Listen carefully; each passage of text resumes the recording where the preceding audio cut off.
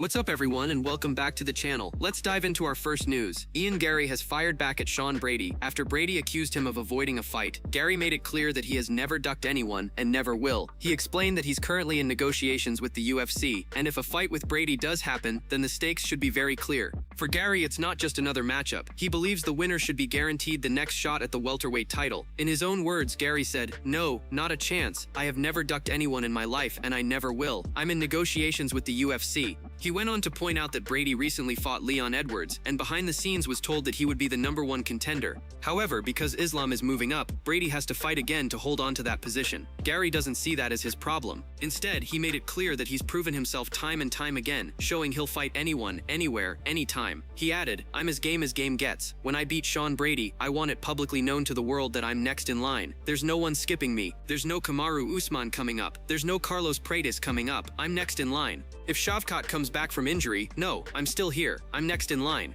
Garry stressed that if the UFC gives their word about something, they usually stick to it, and that's what he's demanding now. The Irish welterweight wants everything official and transparent. He's asking that the UFC publicly announce that his fight with Brady would be a #1 contender bout. To him, that's the only way to make things fair and clear. He explained, "If me and Sean Brady are fighting, it's the #1 contender fight, and it's publicly announced as that." Garry also took aim at Brady for his comments, saying that Brady should stay quiet and let him do all the heavy lifting. In his words, Sean Brady should shut up and let me do all the heavy lifting, and he just needs to show up on fight night and lose. That was Garry's final shot, making it crystal clear that he has no doubts about the outcome. This back and forth has only intensified the potential fight, adding more heat to an already exciting welterweight division. Garry's confidence paired with his demand for clarity from the UFC shows just how serious he is about locking in his path to a title shot. Before moving to the next news, we have one quick request for you. We are constantly working on improving our content to earn your love and support. That is why we truly appreciate it if you could take just a moment to leave a like on this video, subscribe to the channel, and hit the bell icon so you never miss an update here on MMA Pulse News.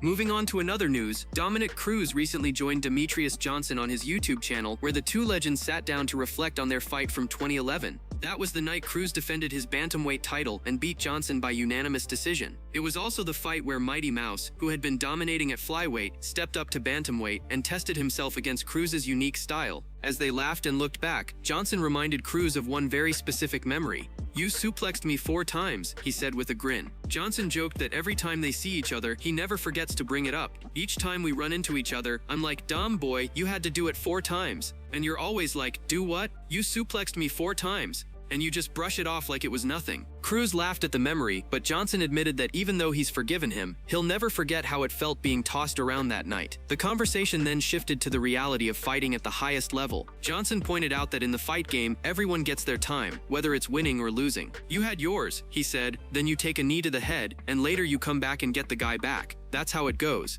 Cruz agreed, saying that what always frustrated him in his career was how hard it was to get rematches. He explained, "That's the only thing I wanted, but none of the guys I fought would give me a rematch. They always expected me to give them a shot, but when it came time to run it back, suddenly they were like, nah, I'm good." Cruz admitted that looking back he may have made some mistakes in the way he handled opportunities. He gave shots to fighters who, in the end, were never going to return the favor. "I kinda gave these guys something that they weren't going to give me," he reflected. Johnson responded by reminding Cruz just how difficult he was to prepare for. He told him straight, "You've got to realize you're a very hard puzzle to solve." The respect between the two was clear, even as they joked about suplexes and old battles. Both men acknowledged the lessons they learned from their time in the cage, the challenges of being champions, and the mindset required to stay at the top. Their conversation was a rare look at two all-time greats appreciating the history they share, while still keeping it real about the ups and downs of their careers. Moving on to another news, Rampage Jackson has once again shown the kind of heart that made him a fan favorite throughout his fighting career. Known for his brutal knockouts inside the cage and his larger-than-life personality outside of it, Jackson has always been someone who mixes toughness with a good sense of humor and compassion. This time, the story isn't about a fight or some trash talk. Instead, it's about Jackson stepping up to offer real help to someone in need, and it quickly caught the attention of fans. During a recent conversation, Jackson brought up the topic of Psycho Stu, a man whose missing or damaged teeth have become a talking point point for quite some time. Without hesitation, Jackson made it clear that he was willing to pay out of his own pocket to help Stu get his smile back. "Can I nominate American to get his smile back?" "Yeah, cause his name is Psycho Stu. I'll pay for it out of my pocket," Jackson said. That simple but heartfelt offer was met with surprise and gratitude from those around him. The reaction in the moment was nothing but respect. "You're the man," someone said, acknowledging Jackson's generosity, and Rampage responded with his usual confidence and calm assurance. "Absolutely," he replied, as if it was the easiest decision in the world. This wasn't just a passing joke or something said for cameras. Jackson genuinely wanted to do it, and his tone made that clear. He even added that he was waiting for Stu to get back to him so they could make it happen. "All right, I'm waiting for him to call me back," Jackson continued. It wasn't about making a big show, it was simply a fighter using his success to give back to someone who could use the help. That gesture highlights another side of Rampage that fans have always appreciated. Beyond the loud entrances, the chain around his neck, and the heavy punches that shook arenas, there has always been a man who cares deeply about people around him. Moments like this remind everyone why Rampage became such a beloved figure in MMA. He was never just another fighter, he was someone who connected with fans on a different level. Whether through his humor, his intensity, or small but meaningful acts of kindness like this, he consistently showed that he has as much character outside the cage as he did ferocity inside it. By offering to pay for Psycho Stu's teeth, Jackson once again proved that legacy isn't only built through fights, it's also built through compassion. Moving on to another news, the tragic events that unfolded at Utah Valley University have shocked both the political world and the MMA community. American right-wing political activist Charlie Kirk was fatally shot while delivering a speech as part of his American comeback tour. Reports confirm that Kirk was struck in the neck by a single bullet, which investigators believe was fired from a nearby building. The devastating moment was witnessed by a large audience, and within moments the news spread across the country, leaving many in disbelief. Kirk, just 31 years old, had been one of the most prominent conservative voices of his generation. As the founder and CEO of Turning Point USA, he played a significant role in mobilizing young voters on the right and was a key ally of President Trump during the 2024 election cycle. His influence stretched far beyond political rallies, shaping conservative youth activism nationwide. His sudden death has not only left his supporters heartbroken, but has also sparked a wider conversation about political violence in America. The Federal Bureau of Investigation quickly launched a large-scale manhunt to locate the suspect. Officials have shared surveillance images of a person of interest connected to the shooting and are urging the public to come forward with any information. The suspect is believed to be of college age, though authorities have emphasized that the investigation remains in its early stages. To accelerate the search, the FBI is offering a reward of up to $100,000 for details that lead to the identification and capture of the shooter. In a display of respect and mourning, Vice President J.D. Vance announced he will meet with Kirk's family and closest friends in Salt Lake City. From there, they will travel together on Air Force Two, accompanying Kirk's casket to Phoenix, Arizona, where he lived and where Turning Point USA was headquartered. President Trump has also reached out to the family and is expected to speak directly with them as the nation mourns the shocking loss of one of his most influential allies. Law enforcement recovered a high-powered rifle in a wooded area not far from the university, believed to have been used in the attack. Investigators confirmed that the suspected shooter fled the scene shortly after opening fire, but it remains unclear how far he managed to travel overnight. Alongside the weapon, an internal report noted that ammunition was found engraved with markings connected to transgender and anti-fascist ideology. However, officials from the Justice Department quickly urged caution, stressing that the investigation is still unfolding and that no definitive conclusions should be drawn about motive at this stage. The killing has already reignited heated debates across the political spectrum. Republicans have pointed to the shooting as another example of escalating violence, targeting conservative voices, while Democrats have emphasized the urgent need for broader reforms aimed at reducing gun violence overall. Both sides agree that the attack represents a tragic reminder of the volatile climate facing public figures, though they remain deeply divided on how to address the underlying issues. As the investigation continues, the MMA community has also begun to react. Fighters, coaches, and fans alike have expressed condolences, many noting how Kirk had become a recognizable figure at events, and among athletes who admired his outspoken nature. His presence, whether in politics or through his influence in sports circles, will not be forgotten. For now, the nation watches closely as authorities intensify their search for the gunman, hoping justice will be delivered swiftly, while family, friends, and supporters grieve the sudden loss of a man who shaped a movement.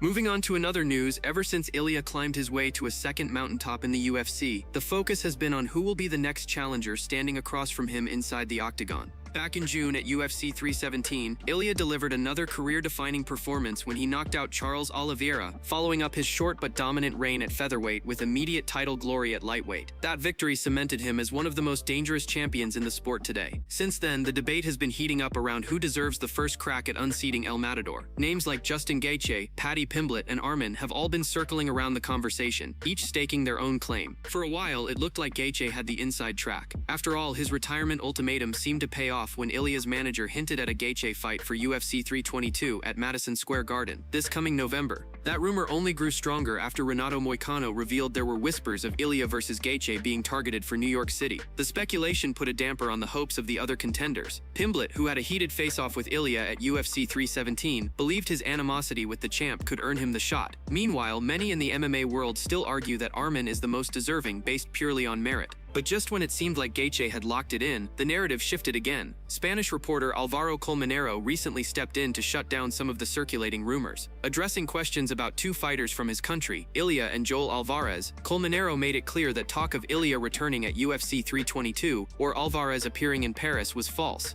Fans had been buzzing, hoping to see the lightweight king in action at Madison Square Garden, but according to Colmenero, that's not going to happen. He explained that as far as he knows, Ilia's timeline points more toward early 2026 rather than the end of 2025. Specifically, he suggested that Ilia could make his return in January or February, while Alvarez may be expected to fight sometime in October or November. That update changes the landscape once again, reopening the door for all three potential challengers to continue pushing their cases. Whether it's Gaethje's retirement angle, Pimblett's personal rivalry, or Arman's undeniable credentials, the wait for Ilia's next defense just got even more intriguing. For now, fans will have to sit tight and see who the UFC chooses when the lightweight champion finally makes his return early next year.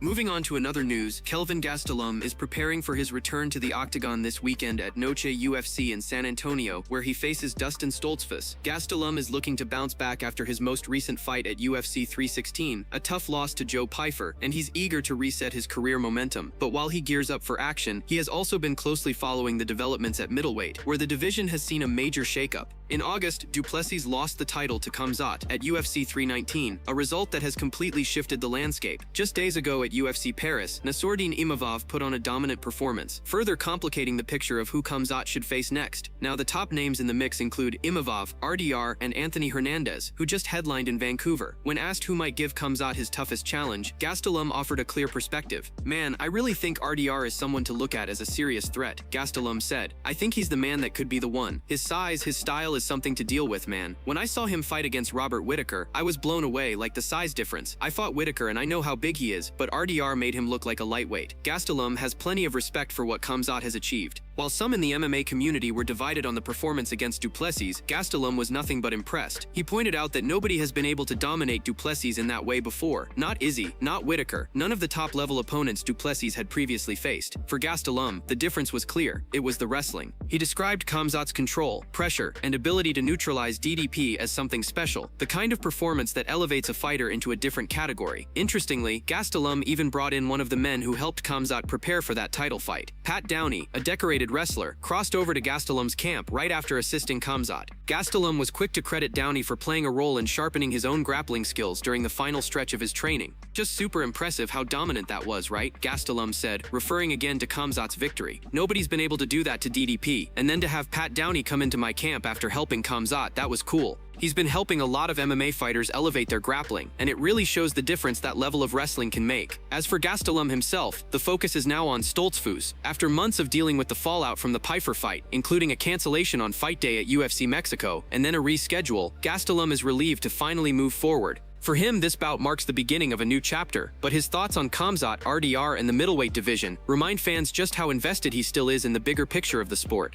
Moving on to another news, things got heated last night at the UFC Fighter Hotel when Diego Lopes and Jean Silva ran into each other. According to Silva, the two nearly got into a full-blown altercation in front of their teams. In an interview with Mike Bone from MMA Junkie, Silva revealed that he and Lopes exchanged some sharp words before security stepped in to prevent things from escalating further. Silva explained that the tension between them has been there for a while. He made it clear, "We don't get along, we don't like each other, we're not friends or anything." He described how it all unfolded when they crossed paths in the hotel. Lopes was surrounded by his teammates, many of them smaller fighters competing around bantamweight and featherweight. On the other side, Silva was with his squad, which included bigger guys ranging from welterweights up to middleweights. As Silva put it, "I think the bigger dogs barked louder." When asked about who actually started the confrontation, Silva admitted he threw out a few words that set the tone. Lopes fired back, repeatedly asking him, "How do you like it?" The situation quickly grew tense, but before things could get physical, hotel security jumped in and diffused the exchange. Silva went on to share that one of his coaches, Flavio Alvaro, also stepped in during the moment. Alvaro reportedly told Lopes directly, "Bro, just chill out, or you're going to get it here."